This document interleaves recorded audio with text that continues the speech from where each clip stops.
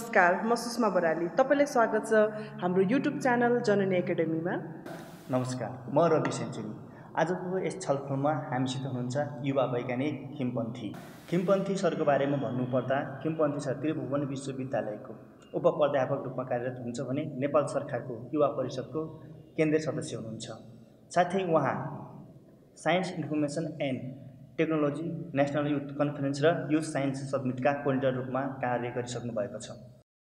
स्वागत छ तपाईँलाई कार्यक्रम जननी एकाडेमीमा। धन्यवाद रविजी, तपाईँहरूको यस जननी एकाडेमीको युट्युब च्यानलमा निमन्त्रणा गर्नुभयो, यसको लागि म हार्दिक धन्यवाद व्यक्त गर्न चाहन्छु। दाइ सन्चै हुनुहुन्छ? आराम छु सुषमाजी। आजभोलि केमा व्यस्त हुनुहुन्छ? मेरो आफ्नै पेसा छ, मैले पढाउनुपर्छ। त्रिचन्द्र क्याम्पसमा रसायनशास्त्रको विद्यार्थीहरूलाई पढाउँछु।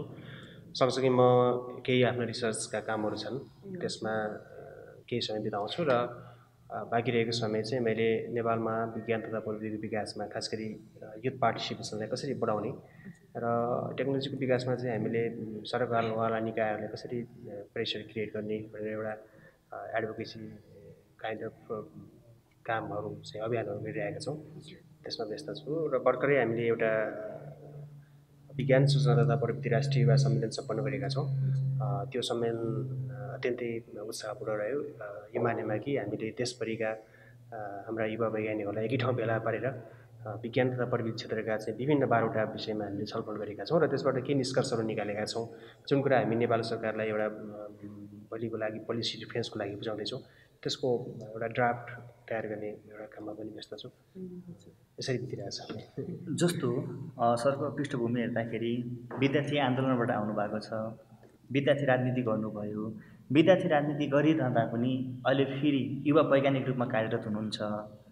विभिन्न इन्भेस्टरहरू विभिन्न कार्यक्रममा गरिराख्नु भएको छ। साइन्स सम्बन्धी, टेक्नोलोजी सम्बन्धी, इन्फर्मेसन सम्बन्धी सेमिनारहरू पनि गरिराख्नु भएको छ। पढाइ र राजनीति नै त विपरीत ध्रुव जस्तो लाग्छ। राजनीति गर्नेको त्यति राम्रो पढाइ पनि नहुने, या पढाइ गर्नेहरूको राजनीति नहुने जस्तो अहिले जुन सिनारी देखिरहेको छ। यस्तो अवस्थामा तपाईँले पढ्नु पनि भयो र युवा वैज्ञानिक रूपमा पनि कार्य गरिराख्नु भएको छ। यसमा आफूलाई चाहिँ तपाईँले कसरी म्यानेजमेन्ट गरेर अगाडि बढाउनु भयो? खास गरी राजनीति भनेको चाहिँ एउटा बुझाइ र चेतनाको कुरा नै होला। अब एउटा ठोस सामाजिक परिस्थितिले मलाई मेरो विद्यार्थी जीवनमा चाहिँ केही कामहरू गर्नुपर्छ चाहिँ भन्ने हिसाबले म राजनीतिक हिसाबले आबद्ध भएँ र विद्यार्थी सङ्गठनको प्रारम्भिक तहदेखि नै म एउटा केन्द्रीय समितिसम्म काम गरेर त्यहाँबाट निस्केँ। तर कुरा यो होइन कि राजनीति र पढाइ भन्ने कुरा चाहिँ आफूमा कन्ट्राडिक्ट हुने विषय चाहिँ हुन् जस्तो भन्ने चाहिँ मलाई पर्सनली त्यस्तो रूपमा नेपालमा हुँदैन, यो राजनीति गरे पढ्न सकेन भन्छ। त्यसका दुईवटा कारण छ। एउटा कारण के छ भने राजनीति गर्दाखेरि चाहिँ उसले के काम गरिरहेको छ त, राजनीति उसले बुझेर राजनीतिक विषयमा बहस गर्ने, जेन्युन इस्युजहरू मुद्दाहरूमा सहभागी हुने र त्यो मुद्दाको वकालत गर्ने, होइन, विद्यार्थी हकका पक्षमा काम गर्ने, त्यो एउटा चाहिँ as a part time duty र उसको अध्ययन जुन विद्यार्थी समयमा चाहिँ उसको अध्ययनको काम चाहिँ उसको मुख्य ड्युटी, यसरी लान सक्दाखेरि चाहिँ त्यो अगाडि सँगसँगै जाँदो रहेछ। र मैले आफूलाई चाहिँ राजनीति एउटा मेरो अध्ययनको एउटा पार्ट हो। हजुर, त्यो सँगसँगै जोडिएको पार्टको हिसाबले राजनीति सँगसँगै तपाईँले चाहिँ पढाइलाई चाहिँ छोड्नु भएन, निरन्तरता दिनु भयो। निरन्तरता दिएँ मैले। त्यो राजनीति चाहिँ यो मेरो पढाइको छुट्टै पार्ट हो भन्ने चाहिँ मलाई कहिले लागेन। र सँगसँगै चाहिँ मैले अब अरू मान्छेहरू बाँकी रहेको समयमा अब अरू विभिन्न सिनेमामा जान्थ्यो होला अनि अरू कामहरू लाग्थ्यो। 18 सब्जेक्ट भन्छन्, अरू साइन्स सँगसँगै राजनीति सँगसँगै साइन्स पनि पढ्नु भयो। खासमा म चाहिँ के भने सिद्धान्त त म मार्क्सवादमा विश्वास गर्ने मान्छे हो र मैले स्कुल पढ्दादेखि नै मार्क्सवादका किताबहरू पढ्थेँ। त्यसले चाहिँ मलाई के गर्यो भने मेरो विषयवस्तुलाई बुझ्ने कुरामा चाहिँ द्वन्द्वात्मक ढङ्गले बुझ्ने कुरामा चाहिँ प्रेरित गर्यो र पढ्ने तरिकामा पनि कसरी चाहिँ हामी सरल ढङ्गले अथवा टेक्निकल्ली पढाइलाई अगाडि बढाउन सकिन्छ भन्ने विषयमा चाहिँ मैले पढेको राजनीतिक टेक्स्टहरूले मलाई सहयोग गरे। र परिस्थिति के थियो भने म राजनीतिमा इन्भल्भ हुँदाखेरि चाहिँ हाम्रो पुस्ता 2062-63 जनआन्दोलनको एकदमै सक्रिय पुस्ता हो। त्यो बेलामा मैले केही समय जेलमा पनि बिताएको छु र हामी त्यो बेलामा चाहिँ राजधानी मैले पढेको त्रिचन्द्र क्याम्पस घण्टाघर त्यो चाहिँ एउटा आन्दोलन केन्द्रबिन्दु थियो र डे टु डे त्यहाँको आन्दोलन हामी ड्राइभ गर्नुपर्ने स्थिति थियो। सन्जोगवश चाहिँ के भयो भने हाम्रो सङ्गतमा जो हामीलाई स्प्रिङ गर्नुभयो जसले हाम्रो राजनीतिक ढङ्गले गाइड गर्नुभयो उहाँहरू पनि आफै एकाडेमिकली एकदम साउन्ड मान्छेहरू हुनुहुन्थ्यो र उहाँहरूले जहिले पनि एकाडेमिकली अगाडि बढ्ने कुरामा प्रेरित गर्नुहुन्थ्यो र त्यसले चाहिँ एउटा गोलमेलको वातावरण बनाइदियो प्रेरणा आयो अनि पढ्नुपर्ने रहेछ पढेपछि मात्रै केही गर्न सकिन्छ सोसाइटीमा भन्ने कुरा भयो यसले चाहिँ मलाई एकदम अगाडि बढ्न मद्दत गर्यो जस्तो लाग्छ र कहिले राजनीतिले डिस्टर्ब गर्दैन तर तपाईँले उठाएको कुरा एउटा चाहिँ प्रश्न के छ भने अहिले जसरी राजनीति विद्यार्थी सङ्गठनमा हामी राजनीति गर्ने नाममा एउटा खालको विकृतिहरू देखा परेको छ आफूले नपढ्ने होइन चिट छोडाएर पास गर्ने अनि केही समय चाहिँ छोटो चाहिँ पढ्ने अनि त्यसपछि चिटिङ गर्ने के गर्ने भन्ने खालको कुराहरू चाहिँ यो एउटा विकृति हो तर खास भन्ने हो भने चाहिँ यदि मान्छे सिरियसली राजनीतिप्रति प्रतिबद्ध छ भने त्यो इस्युको आधारमा प्रतिबद्ध हुन्छ त्यसले चाहिँ पढाइमा त्यति डिस्टर्ब गर्छ जस्तो चाहिँ मलाई लाग्दैन र अर्को कुरा पनि म भन्छु तपाईँलाई त्यो बेला हामी जुन हाम्रो टिममा काम गर्ने ब्याचमा काम गर्ने साथीहरू थियो हाम्रो एउटा कमिटी थियो त्यो कमिटीमा काम गरेका 70% भन्दा बढी साथीहरू अहिले पिएचडी स्कलरहरूमा काम गर्दै हुन्छ कतिले पिएचडी सकिसक्नु भयो र अहिले नेपालको विभिन्न ठाउँहरूमा ल्याबोरेटरी पोजिसनमा काम गर्नुभएको छ त्यो हिसाबको एउटा स्कुलिङले पनि मलाई चाहिँ सहज भयो जस्तो लाग्छ मलाई जस्तो सर अब तपाईँको विचारमा चाहिँ एउटा विज्ञान र सूचनाकै कुरा गरौँ होइन जस्तो विज्ञान र सूचना प्रविधिको चाहिँ नेपालमा यसको अवस्था चाहिँ कस्तो छ हामीले अहिले यो भर्खर मैले तपाईँलाई अगाडि भने हामीले विज्ञान सूचना तथा प्रविधि राष्ट्रिय युवा सम्मेलन 2018 गऱ्यौँ सम्माननीय प्रधानमन्त्री केपी शर्मा ओलीले त्यसको उद्घाटन गर्नुभएको थियो र नेपालमा क्रियाशील सबै वैज्ञानिकहरू अलमोस्ट पोलिसी मेकरहरू स्टुडेन्ट्सहरू युनिभर्सिटीको फ्याकल्टिजहरू सबै त्यहाँ उपस्थित हुनुभएको थियो र हामीले त्यहाँ एकदमै घनीभूत छलफल गऱ्यौँ र यो सम्मेलन गर्नुको एउटा उद्देश्य के थियो भने हामीले नेपालमा विज्ञान प्रविधिको विकास चाहिँ भनिरहेका छौँ तर एक्ज्याक्टली वाट्स वे टु हामी के गर्ने भन्ने कुरा चाहिँ त्यति क्लियर थिएन हामीले के विषयमा अनुसन्धान गर्ने हो नेपालमा चाहिने चिजहरू के हुन् त यहाँको हाम्रो प्रविधिको विकासले चाहिँ नेपाली जनतालाई के फाइदा दिन्छ राज्यले किन विज्ञानमा लगानी गर्ने यहाँ हामी कहाँ अरू ज्वलन्त समस्याहरू छन् हाम्रो हेल्थ इस्युज छ प्राइमेरी एजुकेसनकी कुराहरू छन् विद्यालयहरू बनाउन सकिरहेका छैनौँ होइन युनिभर्सिटी एजुकेसन पनि एउटा सिस्टममा जान सकिरहेको छैन अब यी यस्ता आधारभूत कुराहरू हुँदाहुँदै पनि हामी विज्ञान प्रविधिको विकासको लागि पैसा दियो ग्रान्ट दियो भनेर हामीले चाहिँ सरकारलाई दबाब दिइरहेका छौँ भने त्यसो भए हामीले पनि यो कुरा क्लियर गरिदिनुपर्छ कि विज्ञान प्रविधिको विकासबाट हामीले के कुरा चाहिँ जनसमुदायलाई दिन्छौँ के कुरा राष्ट्रलाई दिन्छौँ भन्ने कुरा चाहिँ हामीले क्लियर गर्नुपर्छ भन्ने हिसाबले चाहिँ हामीले त्यो सम्मेलन आयोजन गरेका थियौँ र त्यो सम्मेलनबाट हामीले के कुराहरू चाहिँ फाइन्ड आउट गरिरहेका छौँ जस्तो यो विज्ञान र प्रविधिकै कुरा गर्दाखेरि जस्तो विकासका आयोजनाहरू भनौँ न एउटा तपाईँले जस्तो कस्तो खालको चाहिँ रणनीति होइन एउटा कार्यनीतिहरू चाहिँ अप्नाउनु भएको छ अब यो प्रविधि र विकासलाई नै लिएर यो पटक चाहिँ हामीले के कुरामा जोड दियौँ भने यदि हामी विज्ञान प्रविधिको विकास गर्छौँ भने त्यसको लागि अनुसन्धान चाहिन्छ अनुसन्धान बिना प्रविधिको विकास हुँदैन अनुसन्धान दुईवटा चिजबाट सुरु हुन्छ एउटा चाहिँ तपाईँको यो मुलुकको कुरा गर्ने भने यो मुलुकभित्रका समस्याहरू के हुन् जुन वैज्ञानिक समुदायले हल गर्न सक्छ त्यो एउटा समस्याबाट सुरु हुन्छ एउटा टाइपको अनुसन्धान जस्तो तपाईँलाई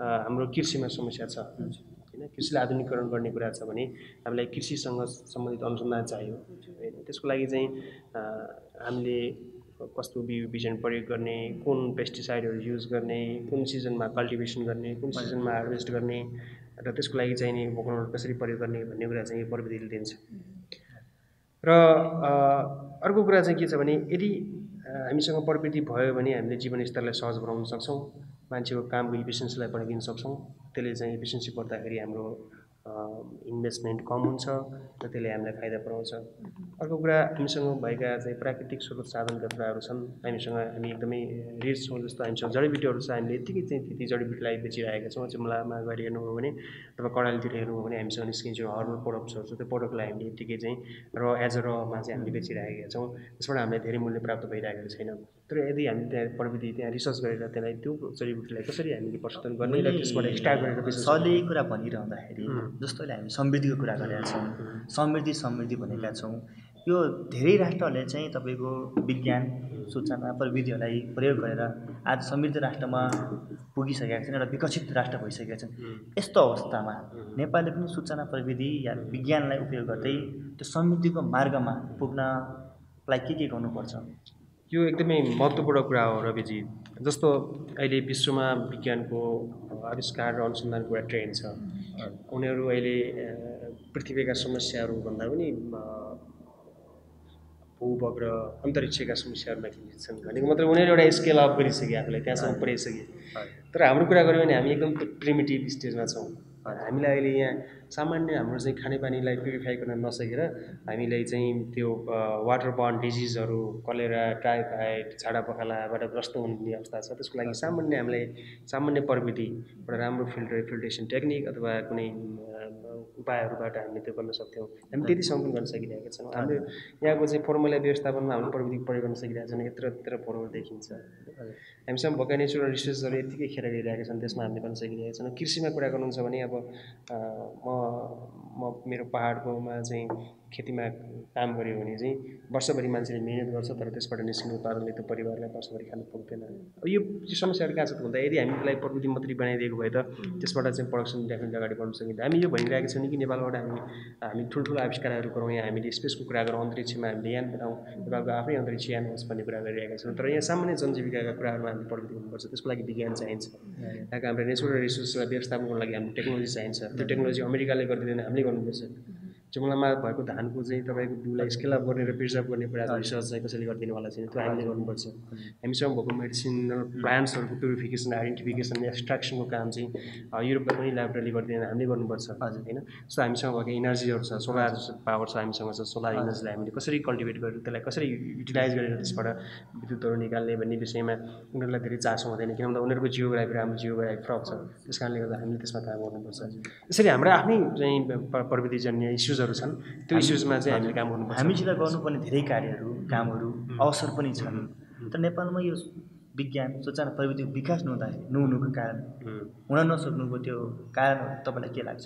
मैले यो कुरा चाहिँ तपाईँले उठाउनु हो, मैले यो कुरा चाहिँ हाम्रो एकाडेमिक फोरमहरूमा पनि उठाउँछु। मैले मेरा गुरुहरू प्राध्यापकहरूलाई पनि म यो भन्ने गरिरहेको छु। त्रिभुवन विश्वविद्यालय चाहिँ स्थापना भएको करिब 58-59 वर्ष भयो। हजुर, यो त्रिभुवन विश्वविद्यालयमा 58-59 वर्षको अझ त्यसभन्दा अगाडि जाने भने त्रिचन्द्र क्याम्पसको स्थापना भएको 101 वर्ष भयो। हामीले भर्खरै चाहिँ 100 वर्षको जन्मोत्सव त्यो वार्षिक उत्सव मनायौँ। हजुर, भनेपछि त एक शताब्दी त हामीले बिताइसकेका छौँ होइन। त्रिचन्द्र क्याम्पस स्थापना हुँदाखेरि नै हामी विज्ञानको पढाइ सुरु गरेका थियौँ। तर यो एक शताब्दीमा चाहिँ हामीले के काम गऱ्यौँ त? कतिवटा हामीले रिसर्च पेपरहरू पब्लिस गऱ्यौँ, कतिवटा हाम्रो इनोभेसनहरू भए, कतिवटा हाम्रो ट्रेडिसनल टेक्नोलोजीहरूलाई हामीले बुस्टअप गरेर चाहिँ हामीले त्यसलाई स्केल अप गरेर जनताले चाहिँ युटिलाइज गर्ने ठाउँमा लग्यौँ होइन। कति मान्छेहरूलाई चाहिँ हामीले नेपालमा लिएर अनुसन्धान गर भनेर चाहिँ हामीले तिनीहरूलाई लिएर चाहिँ एट्र्याक्ट गर्न सक्यौँ। हामीले उत्पादन भएका म्यान पावरलाई हामीले कतिलाई यहाँ राख्न सक्यौँ भन्दा अलमोस्ट यी सबै कुराहरू चाहिँ नकारात्मक परिसूचकको रूपमा छन्। त्यसो भए हामीले के गर्यौँ त? हामी जस्ट पढाउने अनि त्यसपछि त्यहाँ ग्रेजुएसन हुन्छ, ग्रेजुएसन भएपछि फेरि पनि त्यही पढाउने क्रममा फर्किन्छ। अनि त्यसपछि कि विदेश जान्छ कि नेपालमै कुनै टिचिङ प्रोफेसनमा इन्भल्भ हुन्छ, त्यहाँ रिसर्च हुँदैन। जब रिसर्च हुँदैन त्यसपछि त्यसले चाहिँ आउटपुट दिँदैन होइन। त्यो समस्या चाहिँ के छ भने हाम्रो जुन एकाडेमीमा भइरहेको जुन अध्ययन अनुसन्धानको चाहिँ कुराहरू छ त्यसलाई हामी सुधार गर्नुपर्छ। हाम्रो विश्वविद्यालयमा हुने चाहिँ पढाइलाई, विश्वविद्यालयको पढाइ भनेको तपाईँको चाहिँ त्यो विशुद्ध टिचिङ मात्रै होइन। विश्वविद्यालयमा चाहिँ टिचिङ सँगसँगै के हुनुपर्छ, रिसर्च हुनुपर्छ। तल्लो लेभलमा चाहिँ हामी शिक्षण मात्रै गर्छौँ, ठिक छ, तर विश्वविद्यालयमा चाहिँ हामीले त्यसलाई चाहिँ एउटा रिसर्चको पार्टसँग जोड्नै पर्छ। तर हामीले के गर्दैछौँ भने त्यो रिसर्चको पार्टलाई हामी छोडिदिउँ र टिचिङलाई मात्रै अगाडि बढाइदिउँ। त्यस कारणले गर्दा हामी त्यो क्षेत्रमा त सफल भयौँ, ठिक छ, त्यो पोजिटिभ कुरा छ। किन भन्दा हामीलाई चाहिने टिचिङ म्यान पावरलाई हामीले निकालिरहेको छौँ। सबै विषयमा हामीलाई कुनै पनि म्यान पावरको कमी छैन, तर रिसर्च म्यान पावर हामीसँग हुन सकेन। रिसर्च म्यान पावर नभएको कारणले गर्दा हामीले त्यसमा चाहिँ विकास गर्न सकेनौँ। तपाईँले भनिरहँदाखेरि आज हरेक नेपाली विद्यार्थीहरूको चाहना विदेशमा जाउँ, त्यहाँ राम्रो युनिभर्सिटीबाट स्कलरसिप पाऊँ, त्यतै सेटलमेन्ट हुँ भन्ने अधिकांशको चाहना हुन्छ। तपाईँ युरोपमा जानुभयो, एउटा राम्रो छात्रवृत्ति पाउनुभयो पिएचडीको लागि, तर त्यसलाई त्यागेर फेरि नेपालमा आउनु भएको छ। नेपालमा आइरहँदाखेरि तपाईँले त्यहाँ मैले छोडेर कुनै प्रस्ताव भयो जस्तो लागेको छ कि यहाँ के देखेर आउनुभयो? पर्सनली मलाई लाग्दैन, किन भन्दा म फर्किने बेलामा पनि म एउटा खालको निर्गल गरेर फर्केको थिएँ होइन। मैले त्यहाँ एउटा सर्टेन ट्रेनिङ फेज पछाडि, रिसर्च ट्रेनिङ पछाडि मैले पिएचडीको अपर्च्युनिटी पाएको थिएँ र मैले केही समय त्यस समय बिताएँ भने त्यसपछि मलाई के लाग्यो भने मलाई मेरो आफ्नो पर्सनल कुरा पनि होला। मैले चाहिँ कि चाहिँ जहिले पनि यो मैले गर्ने रिसर्च चाहिँ समहाउ मेरो पिपलसँग कनेक्टेड हुनुपर्छ र त्यसलाई बेनिफाई गर्नुपर्छ भन्ने खालको मलाई लाग्थ्यो। र मैले त्यहाँ काम गरिरहेको थिएँ। मैले गाडीको कोटिङको बारेमा बाहिरपट्टिको कोटिङको बारेमा र मैले अल द टाइम के सोच्थेँ भने मैले यहाँ कोटिङको बारेमा काम गरिरहेको छु मेरो मान्छेले त गाडी पनि देख्नु पाएको छैन मैले गरेको रिसर्च त ठिक छ म एउटा रिसर्च ल्याबोरेटरीमा कन्फार्म होला म वर्ल्डमा गएर बिगाउँला तर मैले पढेको मेरो स्टेटले गरेको मेरो लगानीको मैले आउटपुट त दिन सक्दैन सबै ठिक छ म केही समय नेपाल फर्किन्छु र मैले नेपालमा केही गर्न सक्छु कि भनेर मैले फर्किएको मलाई फर्केपछि कुनै पोसिबिलिटी छैन र यहाँ मैले त्यहाँ सिकेको कुराहरूलाई चाहिँ मैले यहाँ बिस्तारै युटिलाइज पनि गरिरहेको छु हाम्रो रिसर्च पढ्नु कहिले काहीँ फ्यामिली पनि दबाब पनि यति राम्रो होइन युरोपमा बसेको भए पैसा कमाउँथ्यो यहाँ यस्तो भएको छ भन्ने हुन्छ तपाईँको उपप्राध्यापक पनि हुनुहुन्छ होइन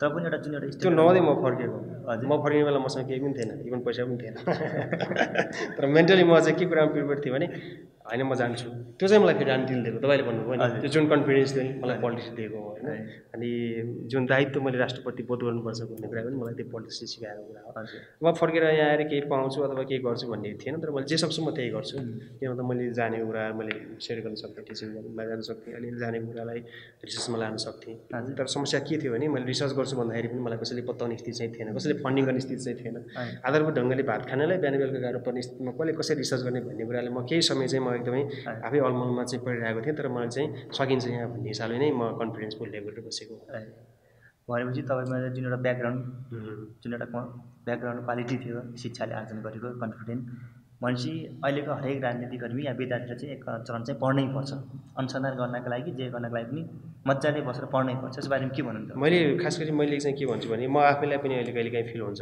जस्तो कि मैले तपाईँलाई इन्फर्मली कुरा गर्दै भने मैले आजभोलि पढ्न सकिरहेको छैन किन भन्दा हामी अलिकति बढी डिस्ट्र्याक्ट भइरहेछौँ सोसल साइन्सका कुराहरू छन् होइन मैले मेरो चासो चाहिँ मलाई अहिले केमिस्ट्रीको मेरो विषय र अनुसन्धान भन्दा पनि बढी नन इस्युजहरू लाइक अरू इस्युजहरूमा डाइभर्ट हुने त्यसले चाहिँ अलिकति आफ्नो विषयवस्तु के हो भन्ने कुरामा चाहिँ ल्याग गराइदिने र हामीमा चाहिँ प्रोफेसनलिजम एकदम घट्दै जाने यो हामी नेपालीमा हाम्रो प्रब्लम हो एउटा प्राध्यापक राम्रो प्राध्यापक हुन सक्यो भने उसले राम्रो कन्ट्रिब्युसन हुनसक्छ एउटा डक्टर राम्रो डक्टर भयो भने राम्रो कन्ट्रिब्युसन हुन्छ सोसाइटीमा एउटा पुलिस अफिसर राम्रो भयो भने त्यसले त्यो सोसाइटीको सुरक्षामा राम्रो हुनसक्छ त्यही भएर प्रोफेसनली कसरी स्किल अप हुने भन्ने कुरा चाहिँ महत्त्वपूर्ण कुरा छ र आजको युथलाई सबैभन्दा च्यालेन्जिङ चाहिँ मलाई के लाग्छ भने नेपाली युथमा professionally we are not sound यो मैले इन जनरली भनेको म यहाँ कोही दाबीका साथ नेपालमा आएर म चाहिँ एकदम प्रोफेसनली एकदम साउन्ड छु भनेर भन्यो भने त्यस्ता मान्छेहरू चाहिँ एकदमै रेयरली भेटिन्छ र ती मान्छेहरू चाहिँ धेरै मान्छेहरू यहाँ टिकिरहेको छैन अब हामीले सबै सेक्टरमा प्रोफेसनल मान्छेहरू चाहिएको छ हामीलाई दक्ष डाक्टर चाहिएको छ दक्ष इन्जिनियर चाहिरहेको छ दक्ष प्राध्यापकहरू चाहिरहेको छ दक्ष टिचर चाहिरहेको छ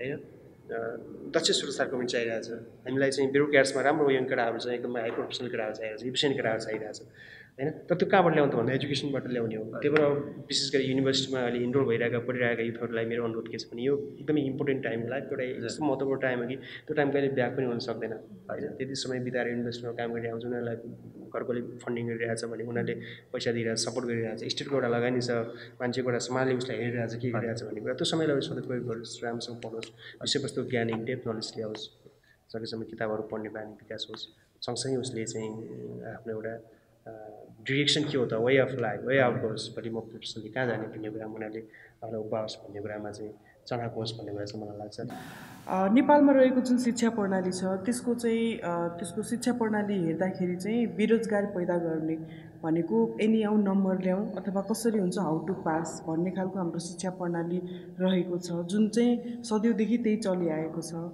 अबको शिक्षा प्रणाली चाहिँ कस्तो हुन आवश्यक छ त यो एकदम महत्त्वपूर्ण कुरा हो खास गरी यो चाहिँ हामीले जुन शिक्षा एडप्ट गरिरहेका छौँ यो ब्रिटिसहरूले इन्डियामा आउँदाखेरि उनीहरूले जुन खालको शिक्षालाई ल्याए त्यसको चाहिँ एउटा कपी भर्सन हो जुन हामी गरिरहेका छौँ हामीले टेक्स्टहरू पनि त्यही अनुसार डिजाइन गऱ्यौँ पढाउने तरिका पनि त्यही अनुसार बनायौँ र इभालुएसन पनि त्यही अनुसार गऱ्यौँ हामी के गर्छौँ भने स्कुलमा बच्चालाई चाहिँ 10 कक्षा पढुन्जेलसम्म मलाई लाग्छ 9-10मा गएपछि एक दुईवटा विषय अप्सनल हुन्छ अदरवाइज सबै खालका बच्चालाई त्यही एउटै विषय पढ्न बाध्य बनाइन्छ र एउटै क्लासमा हामीले जुन बच्चाहरू राख्छौँ 40-50 जना 100 जना आज सामुदायिक विद्यालयमा राख्यो भने ती 100 जनालाई पनि हामीले त्यही एउटै टिचरले एउटै मेथोडोलोजी एउटै टेक्स्ट 100 जना विद्यार्थीलाई पढाउँछ उसको क्लासमा आएर ऊ 40-45 मिनटको क्लासमा उसले त्यही एउटै कुरा पढाएर जान्छ अथवा एउटा इमेजिन गर्नुहोस् कि त्यो 100 जना बच्चाहरूको उनीहरूको इकोनोमिक ब्याकग्राउन्ड उनीहरूको इन्ट्रेस्ट होइन उसको फ्यामिली इस्युजहरूले गर्दाखेरि सबैले एकै खालको सिकाइ गरिरहेको होला छैन त्यहाँ सिकाइमा समस्या छ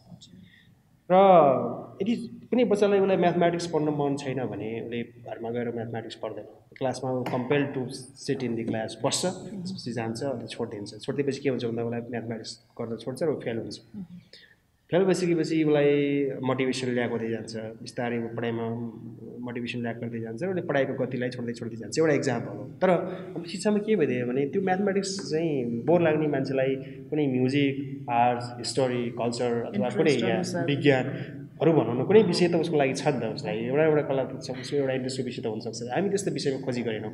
हामीले एउटै खालका मान्छेलाई एउटै खालको शिक्षालाई चाहिँ पेल्दै लगेर गयौँ। यसले चाहिँ हाम्रो ड्रप आउटलाई बढाउँदै गयो, विद्यार्थीको पढाइप्रतिको मोटिभेसनलाई घटाउँदै गयो, र हामीले चाहिँ ओभरअलमा चाहिँ के गर्यो भने कमर्सियल खालको रिजल्ट सहितका विद्यार्थीलाई तयार गर्यो। यो स्कुलको कुरा हो। त्यहाँबाट माथि लाग्दैपछि यस्तै कुरा छ। अब यसलाई कसरी चेन्ज गर्ने त भन्दाखेरि मैले देखिरहेको छु हामीले चाहिँ अब चाहिँ कमसेकम केही विषयहरूमा फ्रिडम दिनुपर्छ।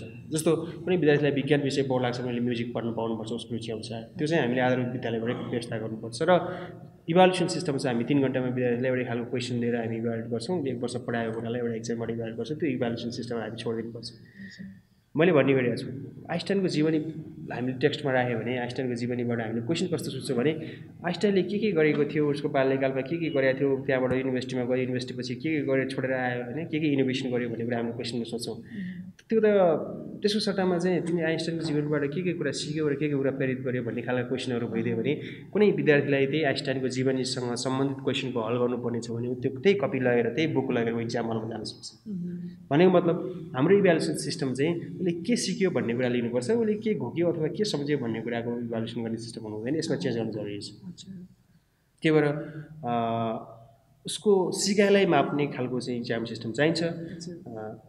उसको रुचि अनुसारको पढ्ने खालको चाहिँ स्कुलिङ टेक्स्टहरूको व्यवस्था गर्नुपर्छ अब विद्यालयमा। र पढाउने मेथोडोलोजी पनि शिक्षक आएर पुरानो चाहिँ नोट ल्याएर घोगाएर एउटै तरिकाबाट लट्ठी देखाएर अब अलिकति त्यसमा चेन्ज त भइरहेछ। अहिले धेरै मल्टिमिडियाको युजरदेखि लिएर गइरहेको छ, तर पनि त्यसलाई अझ बढी इन्टरेक्सन टाइपको बनाएर स्टुडेन्टलाई कसरी उसलाई एकदम मजाले पार्टिसिपेट गर्छ भन्ने खालको गराउनुपर्छ। र यसमा अभिभावकहरूको कुरा चाहिँ उहाँहरूले चाहिँ जबरजस्ती छोरछोरीलाई पढ भनेर चाहिँ त्यो एकदम बिरामी भएको ज्वरो आएको बच्चालाई धेरै भात खा भनेर चाहिँ दिए जस्तो गरेर एकरो हिसाबले पेल्ने खालको त्यो खालको बाटो पनि अन्त्य गर्नुपर्छ।